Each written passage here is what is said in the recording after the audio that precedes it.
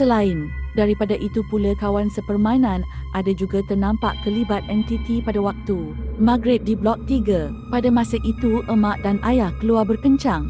Tinggalkanlah 4 beradik. Saya membawa kawan masuk rumah iaitu Syamil saja lepak dalam rumah sementara emak dan ayah belum balik rumah lagi. Tengah seronok bermain di ruang tamu, emak menelefon Along dalam perjalanan pulang dan membawa makanan. Selepas Along habis perbualan menelefon dengan mak, Along menyuruh kawan saya balik rumah dalam waktu maghrib pada masa itu. Saya pun memberitahu Syamil sebelum solat Isyak kita main lagi. Syamil pun berlalu pergi daripada rumah saya. Semasa mahu kemas ruang tamu yang berselerak, saya jumpa jam tangan Syamil tertinggal. Saya mahu kejar Syamil masa itu. Syamil dah berlalu pergi dengan cepat. Sekali tidak sempat pulangkan balik jam tangan tersebut. Dalam pukul 8 malam macam tu, saya dan Angah pergi ke rumah Syamil untuk memulangkan jam tangannya dan mengajak bermain sebelum Isyak. Syamil tinggal di Blok 5. Setelah sampai rumah Syamil, kami memberi salam. Syamil pun keluar dari rumahnya dengan reaksi muka gelisah dan pucat. Angah bertanya pada Syamil, kenapa muka pucat? Syamil pun memberitahu semasa keluar rumah saya. Syamil berjalan dengan macam biasa menurun ke parking motor. Tiba-tiba diterpandang satu hutan di Blok 3. Ternampak dekat semak itu, macam berbentuk bola. Dia pun mahu melihat dengan lebih jelas betul ke apa dia nampak itu bola. Dia terperasan di belakang pagar hijau itu, bukan bola, nampak macam benda itu bergerak. Dia amati betul-betul bukan bola tu tapi kepala. Benda itu mengeluarkan lidah yang panjang sedang bergerak. Syamil pun terus berlari tak cukup tanah. Selepas dengar cerita Syamil, saya dan Angah rasa meremang dan seram. Saya memulangkan jam tangannya dan mengata pada Syamil, esok jelah kita bermain. Saya dan Angah berjalan seperti biasa. Tiba-tiba Angah berlari dengan laju tinggalkan saya. Tak berfikir panjang, saya pun turut berlari. Kejadian ini terjadi sekali lagi kepada abang saya iaitu Angah. Seingat saya, Angah ada memberitahu tentang perkara ini. Terjadi lagi tapi bukan di luar rumah. Ianya di dalam rumah sendiri. Benda ini berlaku di ruang tamu semasa Angah menonton cerita kartun iaitu The Wild. Kalau korang pernah tengok cerita ini, kita geng. Perkara berlaku di waktu malam lebih kurang jam 10 lebih malam macam itu. Angah pada waktu itu susah mahu melelapkan mata tapi yang lain semua dah tidur. Tinggallah Angah seorang di ruang tamu. Sebelum itu Angah menonton bersama Along tapi Along pun memberitahu Angah nak masuk bilik mau tidur. Angah pun kata okey saja. Cerita kartun tersebut agak pecah perut juga lawaknya. Angah tengah seronok menonton kartun tersebut. Ada babak yang buat Angah ketawa dengan seronok. Tiba-tiba ada sesuatu yang turut ketawa sekali dengan Angah. Angah perlahankan volume televisyen dan amati betul-betul suara itu. Angah diamkan diri seketika, tiada bunyi apa-apa suara pun. Mungkin suara cerita ini kot. Angah pun layan cerita tersebut pada babak itu. Tak ada pun lawak jenaka dekat babak tersebut dan sekali lagi dengar suara ketawa. Suara ketawa itu macam gabungan lelaki dan perempuan ketawanya. Kebetulan kipas di siling berputar dengan laju, membuatkan langsir di sliding door bergerak mengikut angin kipas. Ada sebahagian langsir bergerak ke kanan, nampak ke arah balkoni dan ampan sidai baju.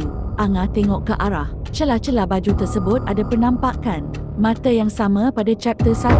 Mata itu memerhati Angah dengan mata yang terbeliak. Angah tanpa buang masa tutup terus televisyen, terus berlari ke bilik.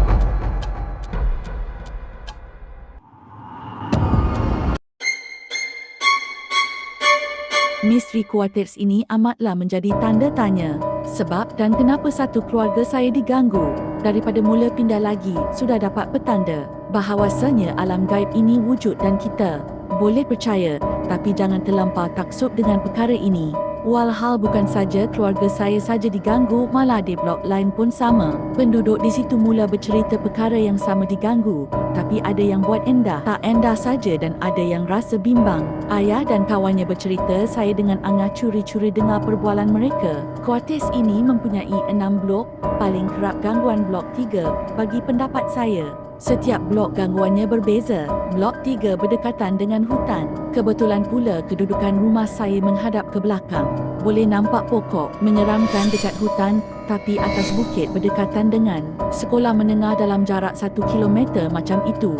Manakala blok 1 saya tak pernah alami. Apa-apa gangguan cuma dengar orang berlari di tangga sahaja.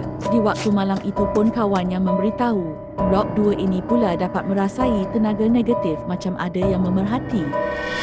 Blok 5 pula saya pernah nampak orang berpakaian serba hitam tinggi. Pada masa itu, saya berada tempat parking kereta blok 2. Di tingkat 4 benda tersebut, saya nampak benda tersebut. Saya terus berlari dengan keadaan cuak. Blok 4 pula keadaan yang biasa-biasa. Walaupun blok 3 dan 4 tak jauh mana pun dan mempunyai satu surau di tepi blok 4. Blok 6, kebanyakan kurang penduduk di sana boleh dikira dengan jari. Seram itu pasti ada melalui blok 6. Setiap blok mempunyai 16 kediaman saja di kuartes. Tapi setiap blok mempunyai pintu saluran paip. Benda paling mengejutkan sekali keadaan saluran paip. Terdapat segerombolan burung merpati mati di situ. Ada yang saya nampak sayap patah, leher yang telah dipatahkan dan ada yang hancur pun ada. Sampai ke hari ini menjadi tanda tanya, apakah burung merpati itu mati sebab lemas ataupun di sebaliknya. Akhir sekali, arwah ayah saya pernah bercerita pengalaman yang berlaku pada dirinya. Kejadian ini berlaku di ruang tamu dalam 12 atau 1 pagi macam itu.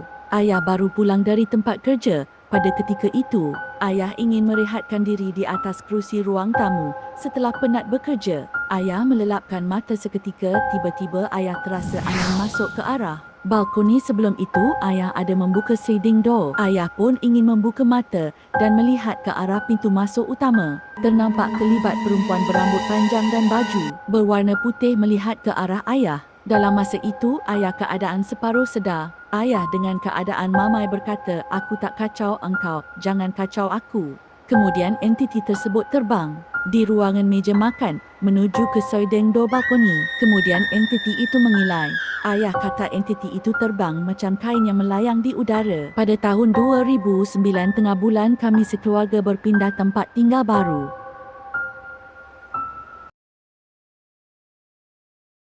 Subscribe to my channel. Thank you for watching.